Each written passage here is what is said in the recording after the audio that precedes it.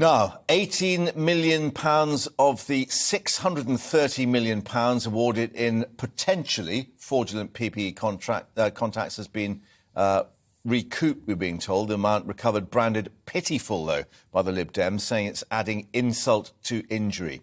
Well, joining us now, Investigations Campaign Manager and Taxpayers Alliance member Elliot Keck, who can tell us. Well, Elliot, thank you for coming in. Is this a process that's still going on, or is the worry that this is the final figure, that's all they're going to get back? As far as we understand, this is an ongoing process, but I think one of the frustrating things is the way that this information is coming out. So this information, latest information on the £18 million came out on a written parliamentary question from the Liberal Democrats. A lot of plaudits to Liberal Democrats for chasing this up, but this is something that the government should be updating the British public on and British taxpayers on regularly. This is an absolutely astronomical amount of money that has gone to waste, £630 million on what looks like genuine fraud, but about $4 billion on unusable PPE. And this is something that we need regular updates from the government on as to how they're tackling. And who should be doing that? I mean, normally it's the National Audit Office that has an oversight on this. But as you're saying, with the suggestion that there was deliberate fraud, clearly the police are going to have to get involved at some stage. That could be quite a long process, couldn't it? Yeah, absolutely. But, you know, it's a long process that is absolutely worth undertaking. At the time of the initial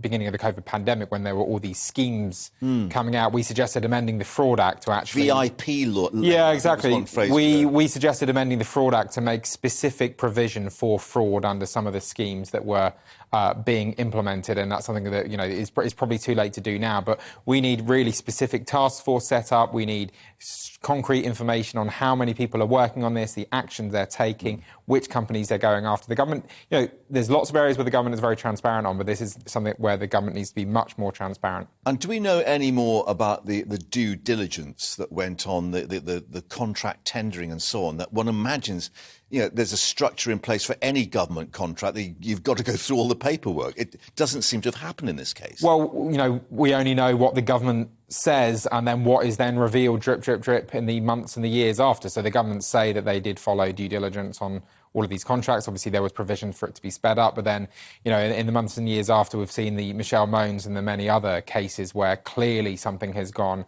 seriously wrong, and the government needs Although to take... she still maintains, of course, she had no personal involvement. Yeah, so just the various stories, though, where we see, you know, clearly some suspicious contracts and dealings between the government and other organisations, and, you know, we need to see more action on this. And do we know if many of these organisations where they're still chasing the money are actually outside the UK, or are they, as has happened perhaps with some of the other finance deals that the government put in force, people formed these companies and then suddenly they disappeared as quickly as they were formed?